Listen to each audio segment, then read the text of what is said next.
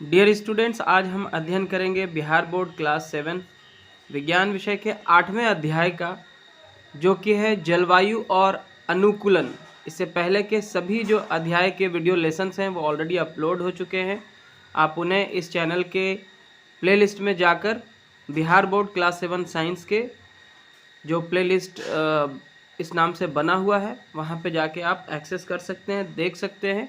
इसमें सारे अध्यायों का संक्षिप्त में विवरण है और उसके बाद सारे अध्यायों का जो प्रश्न और उत्तर सभी मौजूद है, आप वहाँ पे जाके आसानी से देख सकते हैं। और आज का जो हमारा अध्याय है वो है 8वां अध्याय और ये है जलवायु और अनुकूलन, यानी कि क्लाइमेट एंड अडेप्टेशन। इसके बारे में हम आज अध्ययन करने वाले हैं।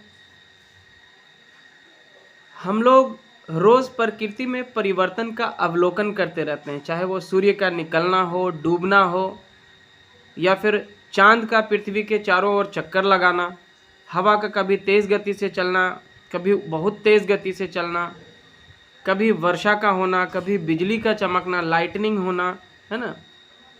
और इसके साथ साथ तूफान, चक्रवात, ये सब हम लोग अपने दैनिक जीवन में देखते रहते हैं। यही नहीं, कई बार हम वर्षा के बाद जो है इंद्रधनुष को निकलते हुए भी देखते हैं, जिसको हम रेनबो भी कह सकते हैं।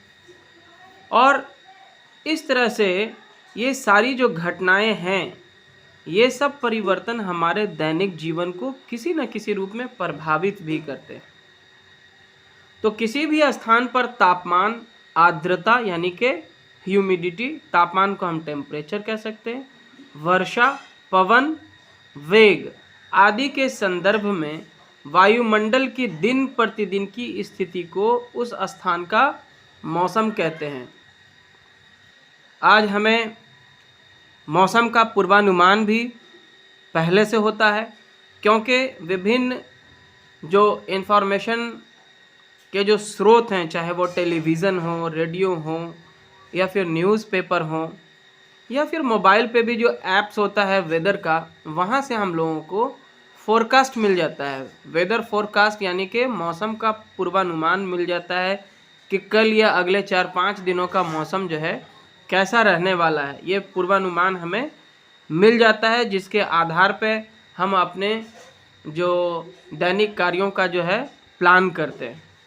तो ये सारा जो रिपोर्ट है, मौसम संबंधी जो जानकारी है, वो मौसम की रिपोर्ट भारत सरकार के मौसम विज्ञान विभाग द्वारा, जो मेट्रोलॉजिकल डिपार्टमेंट होता है, वहाँ से ये सारी चीज़ें जो है हम तक पहुँचती हैं और हम मौसम के अनुसार अपने प्लानिंग को चेंज करते हैं, या फिर उसके अकॉर्डिंग प्लान करते हैं कि कल का दिन या आने वाले दिनों में जो मौसम है वो कैसा रहने वाला है। तो मौसम की जानकारी हमें इस प्रकार होती रहती है।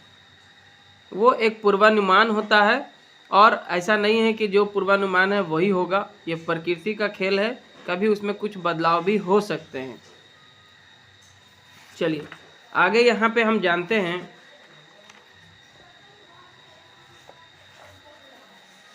आप इस अध्याय का विस्तृत अध्ययन करें। हम यहाँ पे इसके खास तथ्यों को ही जानेंगे, क्योंकि अगर हम सारा चैप्टर पढ़ने जाएंगे तो वीडियो जो लेसन है वो काफ़ी लंबा हो जाएगा। तो अभी जो हमने पॉइंट पढ़े थे उनमें से ये निकल कर एक आता है सबसे इम्पोर्टेंट पॉइंट, जो कि परिभाषा भी हो जाएगा मौसम का, कि किसी स्थान पर तापमान, आर्द्रता, वर्षा, पवन वेग में प्रतिदिन का परिवर्तन, यानी कि रोज़ बरोज़ जो परिवर्तन होते हैं, उस स्थान का मौसम कहलाती है। किसी स्थान का मौसम एक तरह का नहीं होता, यह दिन प्रतिदिन बदलता रहता है ना।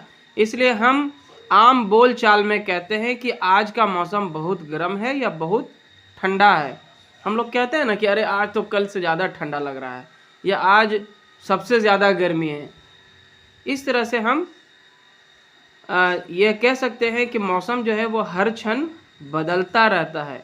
और कभी कभी हम देखते हैं कि बहुत कड़ी धूप निकली हुई है, लेकिन अचानक ही बादल घिर आते हैं और तेज़ वर्षा भी होने लगती है। तो मौसम के विभिन्न अंगों की जानकारी का संग्रह हम ग्राफ के द्वारा भी कर सकते हैं। यहाँ पे देखिए एक ग्राफ के माध्यम से मई 2012 के महीने के एक सप्ताह का जो है अधिकतम तापमान का जो ट्रैकिंग है वो दिया गया है। इसे देखकर आप समझिए। देखिए 1/5/2012 को जो तापमान था, अधिकतम तापमान, वो 35 डिग्री से 40 डिग्री के बीच में है। ये लगभग में 37 डिग्री सेल्सियस के आसपास का टेम्परेचर है। और अगले ही दिन जो है टेम्परेचर में गिरावट दर्ज की गई और वो जो है अधिकतम तापमान 35 डिग्री पे आ गया। और उसके बाद फिर अगला दिन 3/5/2012 को अगर आप देखेंगे तो ये 3/5/2012 को तापमान 35 डिग्री से भी नीचे आ गया। ये लगभग में 33 या 34 डिग्री हो जाता है। और फिर बाद के दिनों में जो है तापमान में वृद्धि देखी जा सकती है। इस प्रकार जो है हम देखेंगे कि 7/5/2012 को जो तापमान था वो लगभग 42 से 43 डिग्री सेल्सियस के तक पहुंच गया था। और फिर ये 8/5/2012 को टेम्परेचर घट के 39 डिग्री सेल्सियस पे आ गया था। तो इस प्रकार हम ग्राफ के माध्यम से भी जो तापमान में जो गिरावट आती है या उसमें बढ़ोतरी होती है उसको इस प्रकार से हम स्टडी कर सकते हैं। चलिए अब यहाँ पे आप देखें ध्यान से, यहाँ पे क्या दिया गया है। इन संकलित आंकड़ों से यह स्पष्ट होता है, जो डेटा यहाँ पे हमने देखा, कि अधिकतम और न्यूनतम तापमान प्रतिदिन मौसम वैज्ञानिक द्वारा रिकॉर्ड किया जाता है। ये जो मौसम होता है उसकी रिकॉर्ड रखी जाती है काफ़ी दिनों तक। तापमान जानने के लिए एक विशेष तापमापी यंत्र होता है। ये बहुत ही इम्पोर्टेंट ये पॉइंट है यहाँ पे कि तापमान जो है, अधिकतम तापमान न्यूनतम तापमान जो मापा जाता है वो एक विशेष प्रकार का तापमान जानने के लिए एक विशेष तापमापी यंत्र होता है जिसे अधिकतम न्यूनतम तापमापी कहा जाता है ना। यह तापमापी प्रयोगशाला तापमापी की तरह होता है जिसका परिसर जो है वो -10 डिग्री सेल्सियस से लेकर 110 डिग्री सेल्सियस तक के टेम्परेचर को माप सकता है। तो इस प्रकार देखिए यहाँ पे दिया गया था 1/5/2012 को जो अधिकतम तापमान था 37 डिग्री सेल्सियस, जो ग्राफ के माध्यम से आपको दिखाया गया था। और 8/5 को जो है ये 39 डिग्री सेल्सियस था। तो किसी दिन मौसम में जो है टेम्परेचर में बदलाव आ रहा था, कि किसी दिन टेम्परेचर में कमी आई, तो फिर ये आगे भी टेम्परेचर का जो पारा था वो आगे तक भी बढ़ा। तो इस प्रकार हम कह सकते हैं कि मौसम संबंधी और अधिक जानकारी हमें मौसम विभाग कार्यालय से भी प्राप्त हो सकती है। मौसम का यह परिवर्तन सूर्य एवं पृथ्वी के आपसी संबंध, जैसे पृथ्वी के किस भाग पर सूर्य की किरणें किस कोण पर आ रही हैं, के कारण होता है। सूर्य की पृथ्वी से अत्यधिक दूरी होने के बावजूद भी इसके द्वारा उत्सर्जित ऊष्मीय ऊर्जा इतनी अधिक है कि पृथ्वी पर इसका प्रभाव पड़ना स्वाभाविक है। स्टूडेंट्स, यहाँ पे हम देखेंगे एक तालिका के माध्यम से 2 दिनों का जो है, जो समाचार पत्र में मौसम का जो पूर्वानुमान आता है उसको हमने यहाँ पे तालिका के द्वारा बुक में एक जगह एकत्रित किया गया है। जैसे सबसे पहले देखिए 17 मई वर्तमान वर्ष के दैनिक अखबार से ली गई मौसम रिपोर्ट। उसमें पूर्वानुमान क्या था 17 मई का, कि आसमान मुख्यतः साफ रहेगा, कुछ क्षेत्रों में शाम एवं रात के समय गरज वाले बादल बन सकते हैं, अधिकतम तापमान में कोई खास तब्दीली नहीं होगी और उसे 44 डिग्री सेल्सियस के आसपास रहने की संभावना है। तो जब उसका अधिकतम तापमान उस दिन का नोट किया गया तो वो था 44.7 डिग्री सेल्सियस, जो अनुमान के लगभग बराबर ही रहा। उसके बाद उस दिन का जो न्यूनतम तापमान था वो था 28.3 डिग्री सेल्सियस। उस दिन की जो ह्यूमिडिटी थी, आर्द्रता जो थी, वो था 41%। ठीक है, आर्द्रता क्या होता है? वायुमंडल में जलवाष्प का और नमी का होना जो है आर्द्रता कहलाता है। सूर्योदय जो है उस दिन 4:10 में हुआ और सूर्यास्त 18:29 यानी कि 6:29 में हुआ। और इसी प्रकार से चंद्रमा कितना बजे निकला और चंद्रमा कितना बजे अस्त हुआ, इसकी भी जानकारी यहाँ दी गई है। इसी प्रकार एक और इसी तालिका के जो दाहिनी ओर जो है 15 नवंबर की पिछले वर्ष के दैनिक अखबार से ली गई रिपोर्ट के हिसाब से यहाँ पे लिखा गया। उसमें जो पूर्वानुमान था कि सुबह कुहासा रहेगा क्योंकि नवंबर ठंड का मौसम होता है, और दिन में आसमान साफ रहेगा। सुबह कोहरा रहेगा और बाद में जो है फिर सूर्य निकल आएगा, जिससे आसमान साफ रहेगा। तो उस दिन का जो अधिकतम तापमान नोट किया गया वो 26 डिग्री सेल्सियस और न्यूनतम जो तापमान था उस दिन का, जो मिनिमम टेम्परेचर था, वो 16.3 डिग्री सेल्सियस आंका गया। इसी प्रकार से उस दिन की जो अधिकतम आर्द्रता थी वो 96% और न्यूनतम जो आर्द्रता थी वो 53%। सूर्योदय जो उस दिन सनराइज हुआ था वो 6:30 पे और सूर्यास्त जो है 17:34 यानी लगभग 5:34 में ये हुआ था। तो इस प्रकार इसके हिसाब से आपको कुछ और प्रश्न के उत्तर देने हैं। यहाँ पे दिया गया है, लिखता है कि 15 नवंबर का दिन कैसा था। तो 15 नवंबर का जो यहाँ पे डेटा देख के हम बता सकते हैं कि 15 नवंबर का जो दिन था उस दिन सुबह में कुहासा था और बाद में जो है दिन में सूर्य निकल आया था, जिससे दिन जो है साफ था। इसी प्रकार है कि 17 मई का दिन कैसा था। तो हम 17 मई का जब पुराना डेटा उठा के देखेंगे तो हम बता सकते हैं कि 17 मई का जो दिन था वो उस दिन जो है आसमान बिल्कुल साफ था। हालांकि शाम के टाइम कहीं कहीं बारिश होने की भी संभावना थी, कहीं कहीं बादल और गरज के साथ जो है बारिश भी हुई थी और उस दिन का जो टेम्परेचर था वो 44 डिग्री सेल्सियस के लगभग में था। चलिए आगे हम एक बहुत ही इम्पोर्टेंट पॉइंट के बारे में जानने जा रहे हैं, जो कि है जलवायु। अभी तक हमने मौसम के बारे में पढ़ा, जिसको हम वेदर कहते हैं, और मौसम जो है दिन प्रतिदिन बदलता रहता है। ये अल्प समय के लिए होता है और इसमें प्रतिदिन कुछ न कुछ चेंजेस आते रहता है। किसी दिन बदली रहता है तो किसी दिन मौसम साफ रहता है। तो ये दिन प्रतिदिन जो मौसम में बदलाव आते हैं उसको हम मौसम कहते हैं। और अब हम जानते हैं जलवायु के बारे में। जलवायु को हम क्लाइमेट कहते हैं। तापमान, आर्द्रता, तापमान मतलब टेम्परेचर, ह्यूमिडिटी और अन्य कारक मौसम के घटक हैं। प्रतिदिन मौसम संबंधी आंकड़ों तथा अनेक दशकों के मौसम के रिकॉर्ड मौसम वैज्ञानिकों द्वारा सुरक्षित रखे जाते हैं। देखते होंगे आप समाचार माध्यम से हमको पता चलता है कि आज जो है 10 वर्षों में सबसे अधिक ठंडा दिन था या सबसे गर्म दिन था। तो ये 10 वर्ष का जो रिकॉर्ड है वो मौसम विज्ञान के पास, मौसम विज्ञान विभाग जो होता है उनके पास में होता है।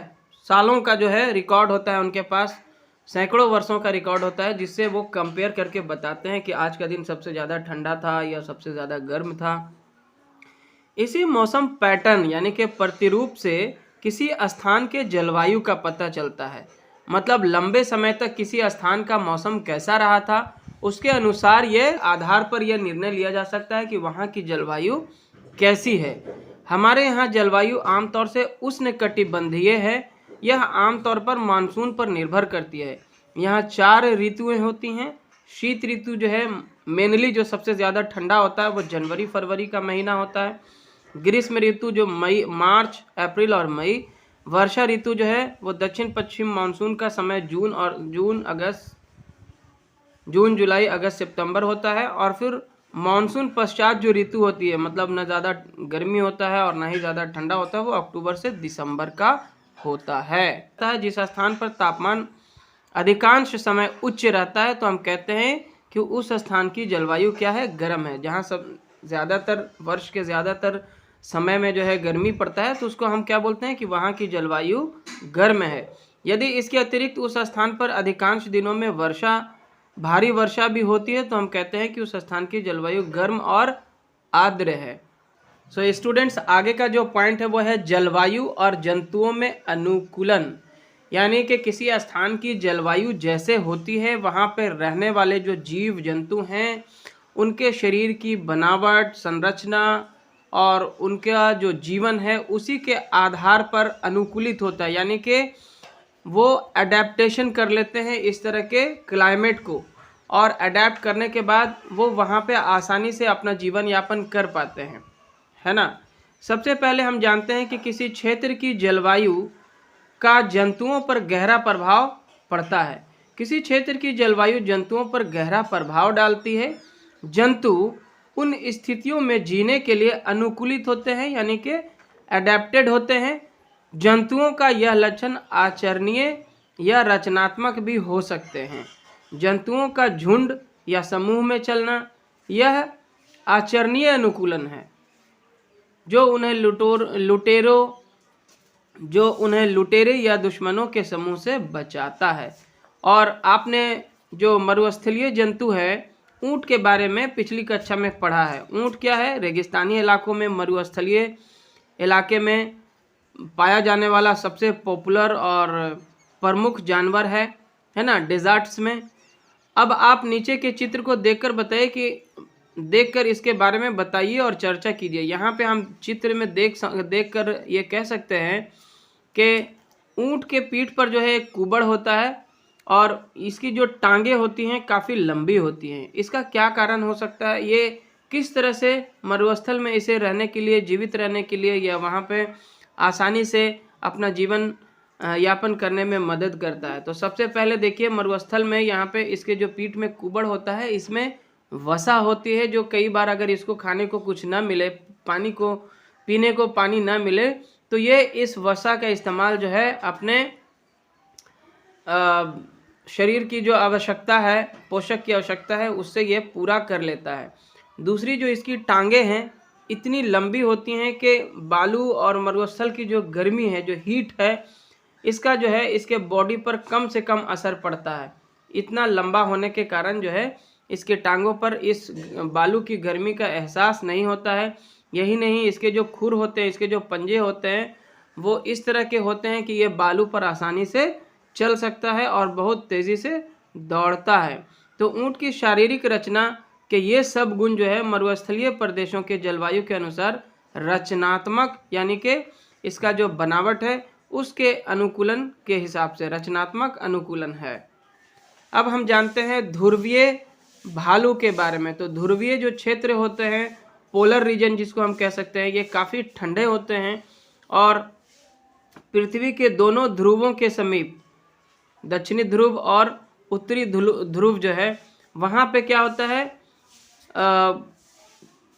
पृथ्वी के दोनों ध्रुवों के समीप ये ध्रुवीय जो क्षेत्र होते हैं वहाँ पे मौजूद होते हैं, जैसे उत्तरी ध्रुव एवं दक्षिणी ध्रुव। ध्रुवीय क्षेत्र के कुछ परिचित देश इस तरह से हैं, जैसे Canada, Greenland, Sweden, Finland, Norway. और आगे बढ़ते हैं हम।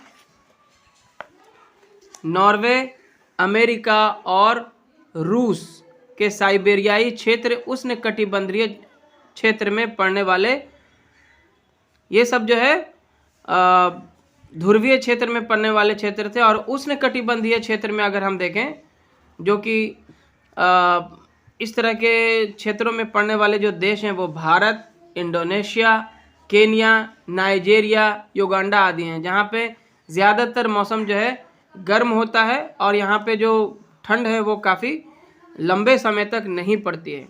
ध्रुवीय क्षेत्रों में जो जलवायु है बहुत ही सर्द होती है, बहुत ज़्यादा वहाँ पे कड़ाके की ठंड होती है, जहाँ अधिकतर 6 माह तक सूर्यास्त नहीं होता तथा 6 माह सूर्योदय नहीं होता। 6 माह तक इसमें सूरज डूबता ही नहीं है और 6 माह तक यहाँ सूरज निकलता ही नहीं है।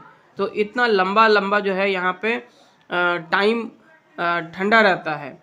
तो न्यूनतम आगे हम अध्ययन करेंगे ध्रुवीय क्षेत्रों में जलवायु के बारे में। तो ध्रुवीय क्षेत्रों की जो जलवायु होती है वो अत्यधिक सर्द होती है, बहुत ज़्यादा कड़ाके की ठंड वहाँ होती है और यहाँ पे अधिकतर 6 माह तक सूर्यास्त ही नहीं होता है, मतलब सूरज डूबता ही नहीं है, तथा 6 माह तक सूर्योदय नहीं होता। न्यूनतम तापमान जो यहाँ का है वो -37 डिग्री सेल्सियस तक चला जाता है, मतलब -37 डिग्री सेल्सियस तक। हमारे यहाँ जब जाड़े के दिनों में टेम्परेचर 8-9 डिग्री तक आता है तो हम लोगों का जो है हालत ख़राब होने लगता है और हम लोग बोलते हैं और स्कूलों में छुट्टियां हो जाती हैं और शीतलहर का जो प्रकोप है उससे जो है जान माल के हानि का जो है समाचार आने लगता है कि ठंड लगने के कारण इतने लोगों की मृत्यु हो गई। और यहाँ पे टेम्परेचर देखिए -37 डिग्री सेल्सियस। तो सोचिए यहाँ पे रहने वाले जो लोग हैं या जीव जंतु हैं वो वहाँ पे या इस तरह के जलवायु में रहने के लिए कैसे अनुकूलित हैं, कैसे एडजस्ट कर पाते हैं। तो इनके शरीर की जो संरचना है वो कैसे इस तरह के जलवायु में उनको रहने में मदद करती है। तो इसमें सबसे पहले हम यहाँ पे देखते हैं ध्रुवीय भालू, जो इस क्षेत्र में भालू पाए जाते हैं वो कैसे अपना यहाँ पे जीवित रह पाते हैं, उनके शरीर की संरचना कैसे होती है, ये जानना बहुत ज़रूरी है। तो देखिए यहाँ पे पॉइंट के थ्रू अलग अलग दिखाया गया है कि जो ध्रुवीय क्षेत्र में जो भालू पाए जाते हैं उनके शरीर पर बालों की 2 मोटी परतें होती हैं, समझ में आ रहा है। और उसके अलावा इसकी जो त्वचा के नीचे वसा की एक परत होती है, पूरा चर्बी होता है ना।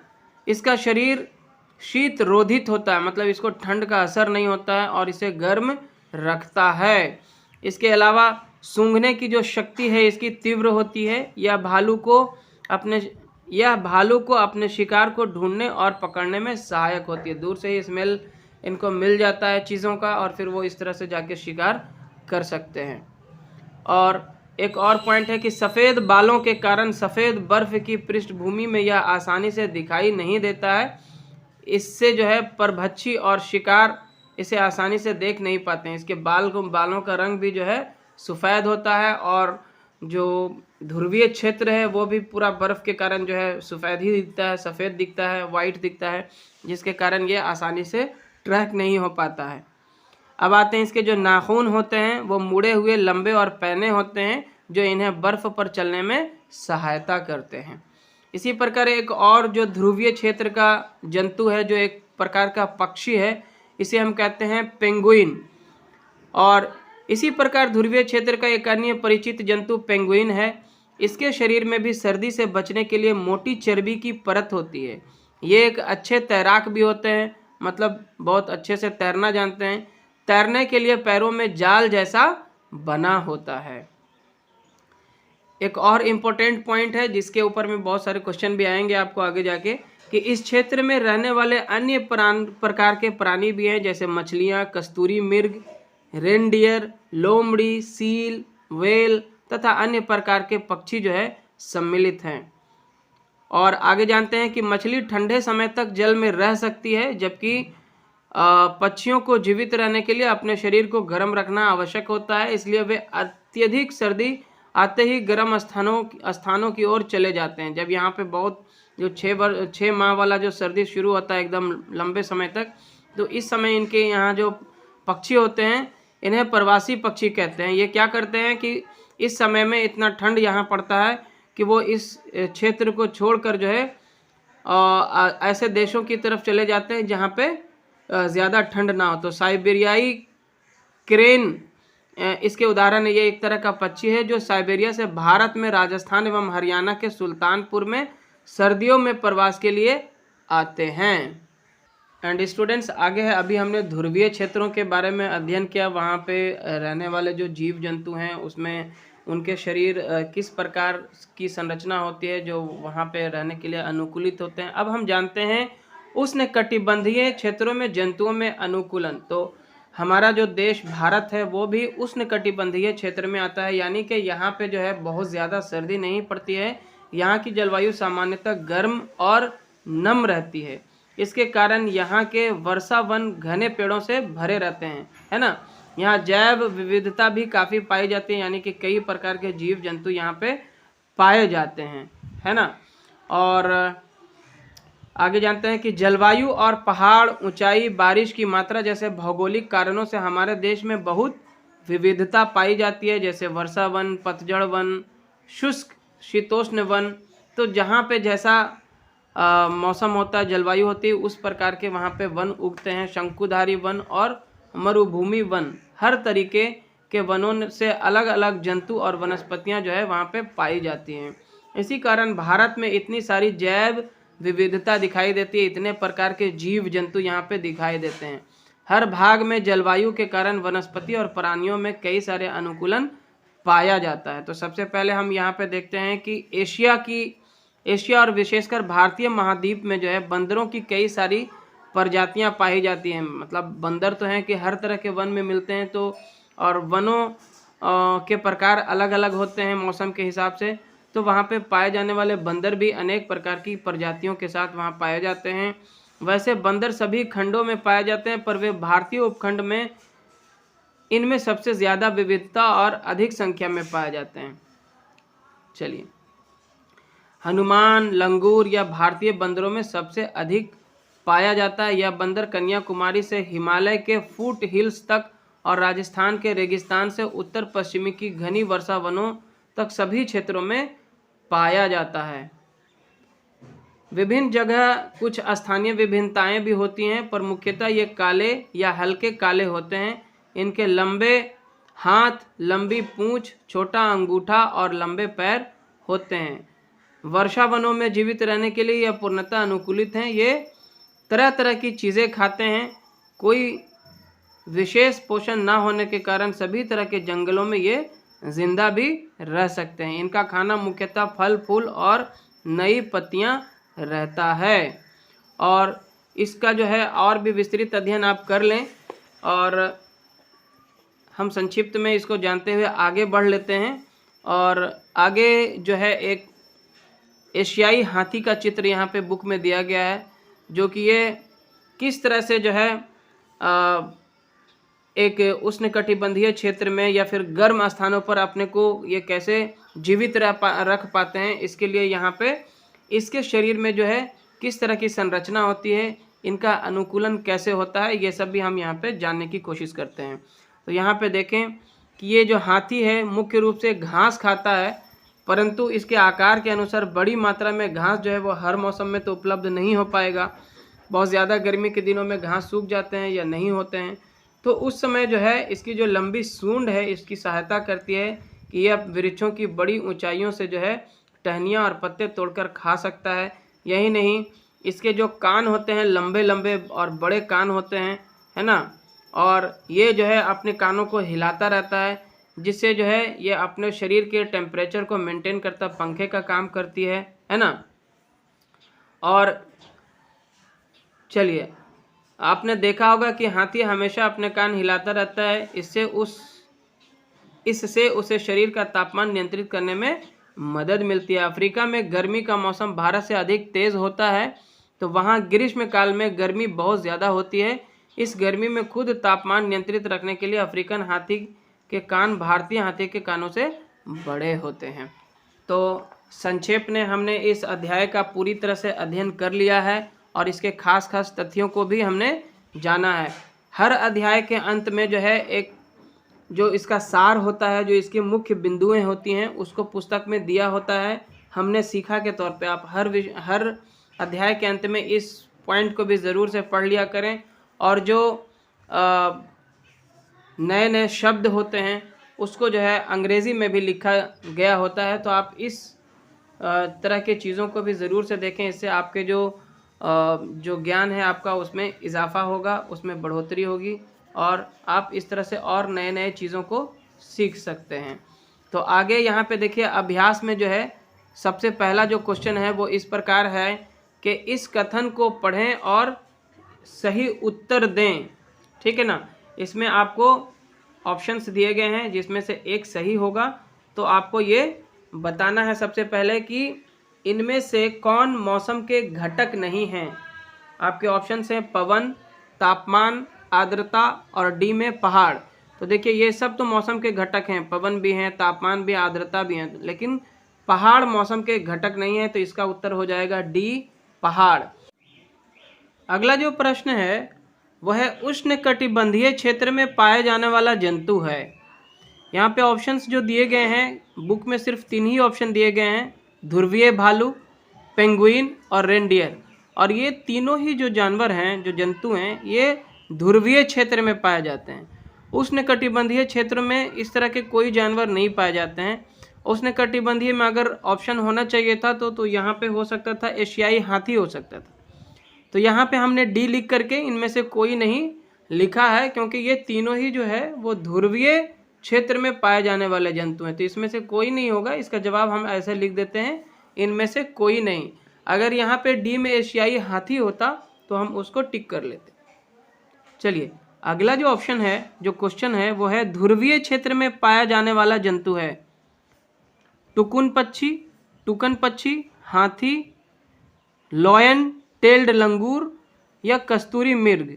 तो हमने जब पढ़ा था उसमें कस्तूरी मृग का नाम भी हमने पढ़ा था ध्रुवीय क्षेत्रों में पाए जाने वाले जंतु में, तो ये कस्तूरी मृग इसका सही उत्तर होगा।